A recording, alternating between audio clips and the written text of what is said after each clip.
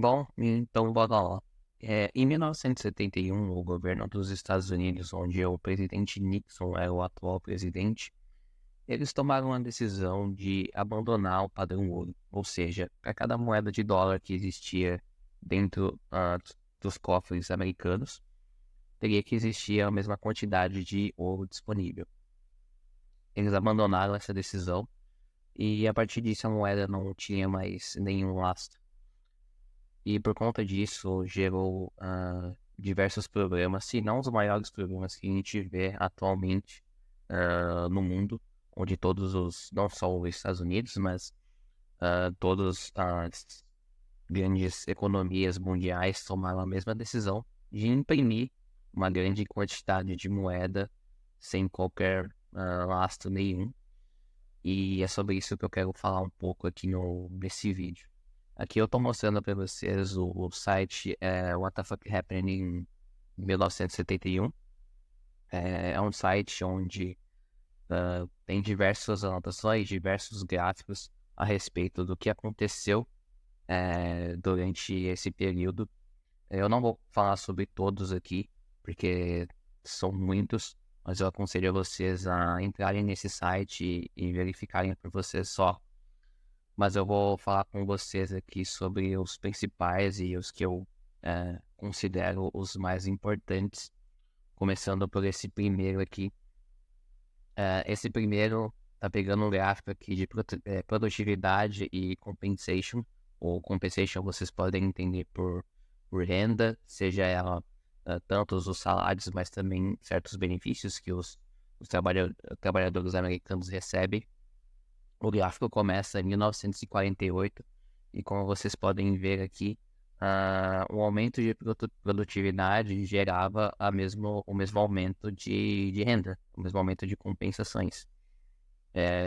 Isso é bem lógico, né? Porque se existe mais produtividade, se eu estou trabalhando mais, se eu estou produzindo mais, logo eu tenho que ter a mesma quantidade de renda por esse trabalho, a mesma quantidade de remuneração. Mas, aproximadamente em 1972, esse gráfico descolou totalmente. Então, você pode ver que era um gráfico que andava aqui bem colado, mas a partir de 1992, a produtividade continuou subindo, mas as compensações, as remunerações praticamente continuaram estagnadas.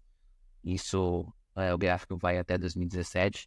Com certeza, no ano atual que a gente se encontra, isso já é bem maior, a produtividade com certeza aumentou ainda mais, mas as remunerações continuaram a mesma coisa. Hoje se fala muito sobre a escala 6 por 1, ou seja, a gente continua trabalhando mais, produzindo mais, mas as remunerações continuam a mesma coisa, a gente não consegue comprar uma casa, pagar um aluguel, se sustentar por conta própria, e é algo que com certeza vai durar mais alguns anos.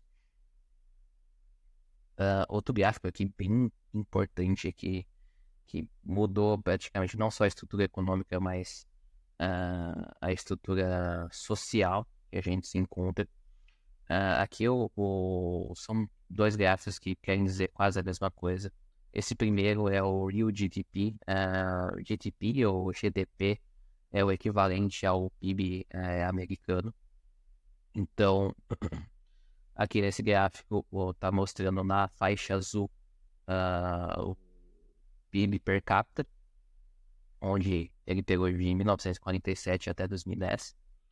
Você vê que é uma faixa que veio crescendo continuamente, né? A economia americana é a maior do mundo e sempre cresceu. E antes de 1970, cada crescimento do PIB per capita haveria um crescimento de renda, né? A faixa vermelha quer dizer medium income, quer dizer a média de salário dos homens.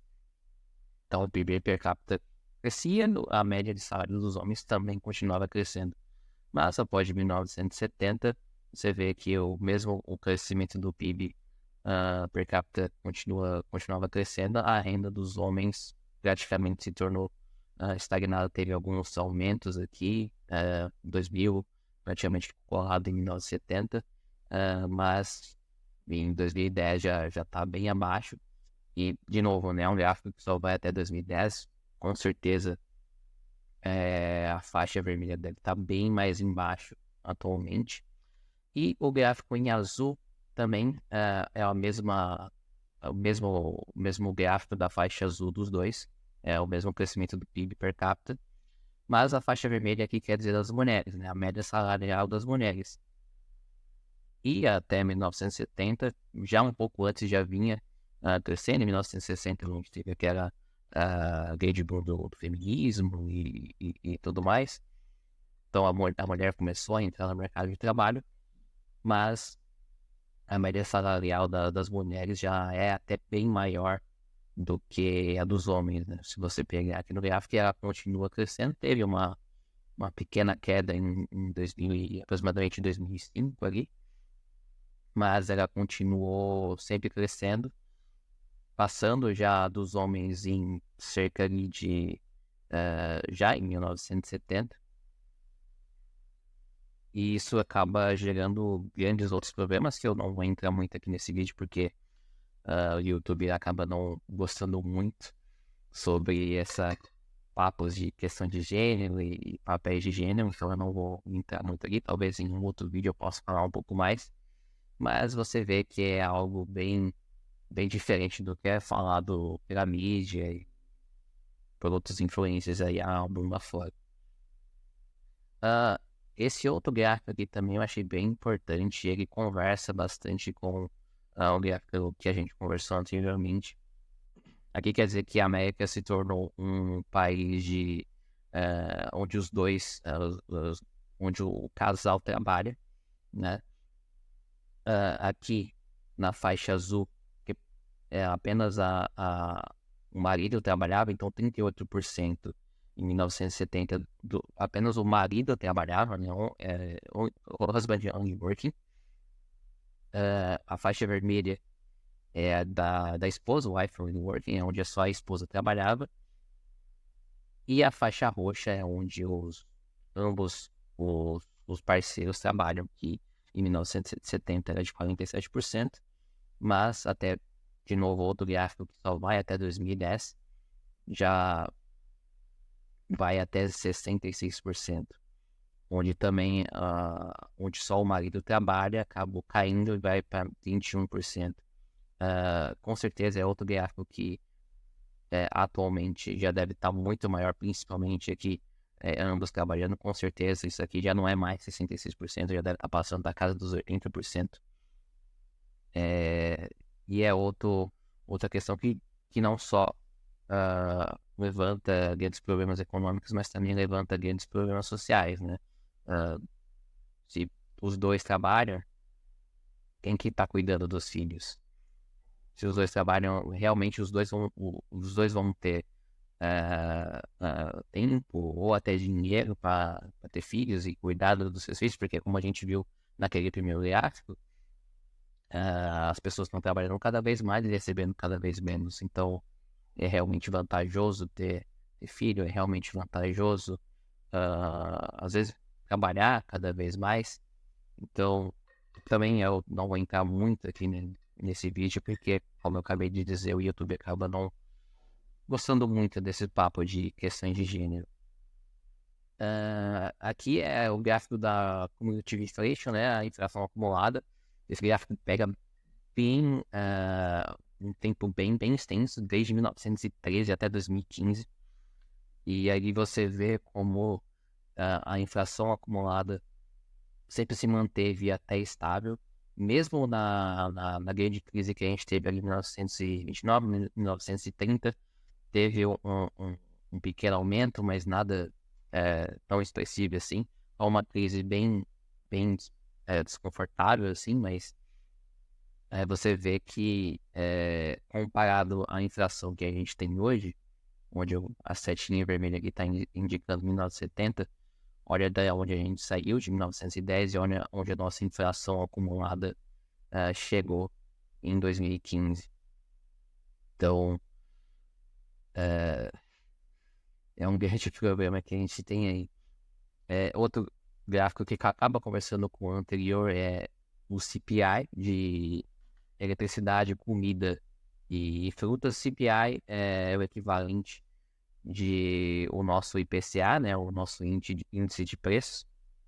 Então, de novo, o gráfico vai ali, começa ali em julho de 1951 e vai até julho de 2021.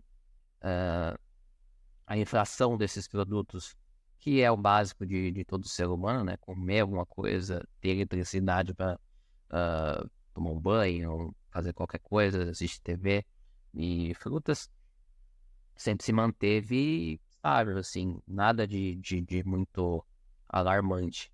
Mas em 1971 houve uma explosão na inflação desses produtos, e é o que a gente vê, né? Como que a gente vai na feira, a gente acaba vendo como tá tudo bem caro, a gente vê como a carne tá bem cara, a gente acaba vendo como a eletricidade tá bem cara e acaba gerando até problemas de falta de eletricidade, que é outro problema causado por essa impressão desenfreada de moeda sem fim, sem laço nenhum, baseado em...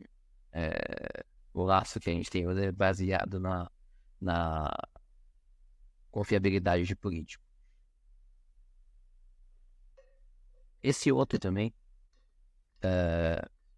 está bem abaixo do que a gente conversou anteriormente.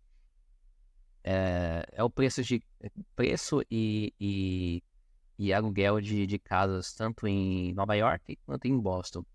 A faixa azul e amarela quer dizer a média de preços de Nova York e em Boston. Você vê que em 1960 e 1970 vinha tendo um certo crescimento, mas nada tão alarmante assim. A gente também teve um crescimento de população, né, durante aquele tempo, então é razoável que quanto mais pessoas estão procurando casa, mais o preço aumente. Mas após 1970 houve uma explosão que foi totalmente desproporcional a esse aumento na, da população mundial. Houve uma certa queda ali em 2000, mas de novo voltou a subir em 2008. Caiu um pouquinho ali em 2010 e voltou a subir em 2017. E com certeza não parou de subir mais desde 2017. Com certeza já passou de 250%.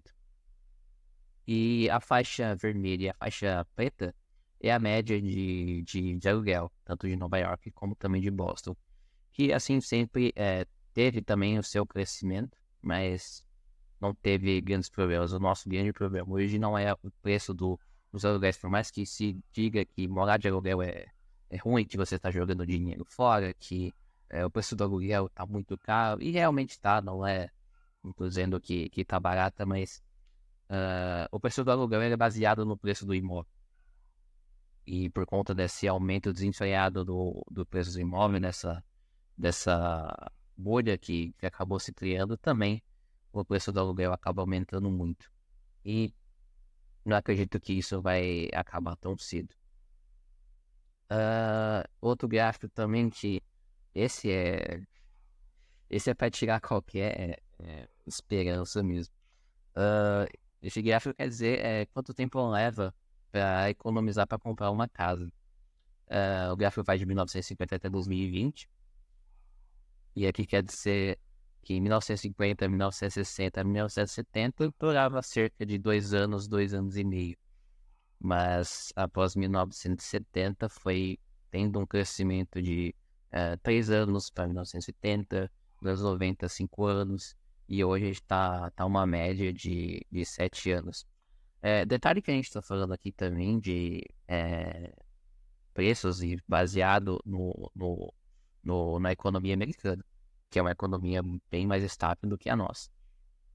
Eu acredito também que se nos Estados Unidos está 7 anos para economizar para comprar uma casa, aqui com certeza está na faixa do dobro, 14, 15 anos, se não mais. E eu acho que é isso. Tem outros gráficos aqui que são bem importantes também. que também é o US National Debt, que é o crescimento da dívida americana de 1900 até 2020. Você vê também que é algo que se mantinha até estável, mas houve um boom que tá impagável, né? Os Estados Unidos não tem como pagar essa dívida. Se eu não me engano, já chegou a 35 trilhões de dólares. O gráfico vai até 2020, mas hoje houve uma grande impressão de moeda do governo Biden durante os anos de 2020. Então, se eu não me engano, chegou ali na casa de 30 trilhões na dívida, 35 trilhões, e é uma dívida realmente impagável. Assim, e o que resta, e aí, o que eu faço, né? Como é que eu posso reagir a isso? A única reação que você pode ter atualmente é realmente comprar Bitcoin. Eu acho que eu não preciso ficar falando aqui sobre Bitcoin.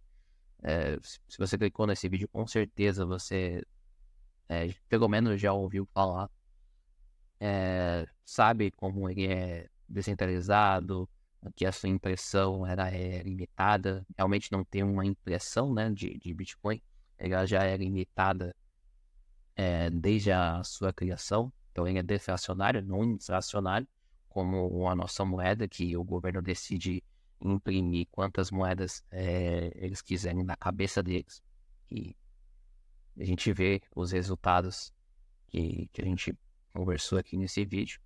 E a sua saída é essa, comprar Bitcoin, não só pelo seu poder descentralizador, mas pelo seu poder deflacionário.